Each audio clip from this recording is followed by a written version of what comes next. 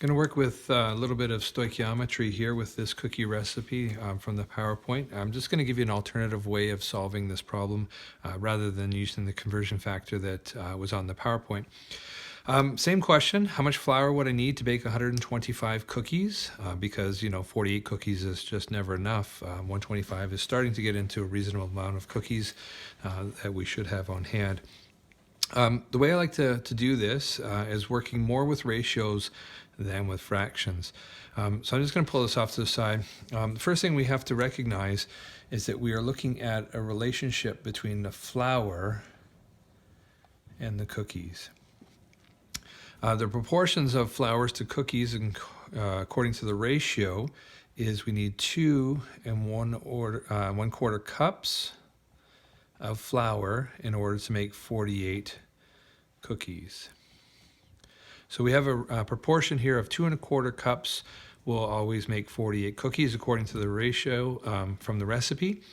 Obviously we have to make sure and assume that we have everything else in proportion.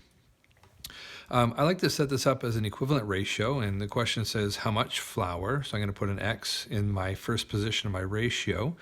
And in my cookies, I'm trying to make 125 of our cookies.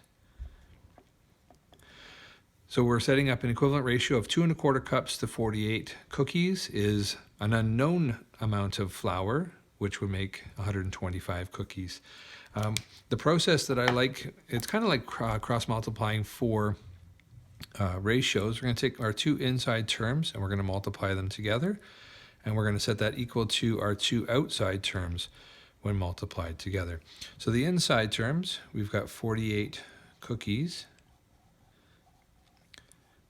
times X, which is our unknown, is equal to, we're going to take our calculator, 2 1/4 times 125 is equal to 281.25 cups cookies. If we look at it, we're multiplying the numbers and we're also multiplying the units as well. The units are a bit messy at this point, but that's okay. We're going to now solve for X. We're going to divide this side by 48 cookies.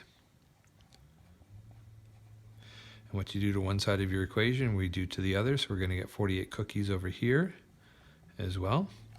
When it comes to our units, here's where things nicely work out. Our cookies on this side cancel out, and so do the 48s. So we're going to be left with our X, which is what we're trying to solve for.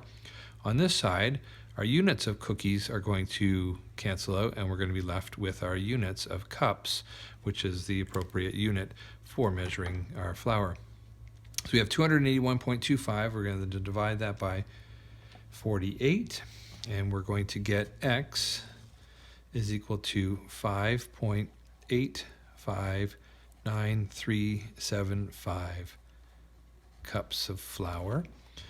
Way too many significant figures, and this one's a really difficult one to do because cookies and all this stuff are counted. So I'm just going to round it off to 5.86 cups of flour. Not exactly sure what 0.86 cups of flour actually looks like. So just between 5 3/4 and just a little bit shy of 6 cups of flour for that particular recipe.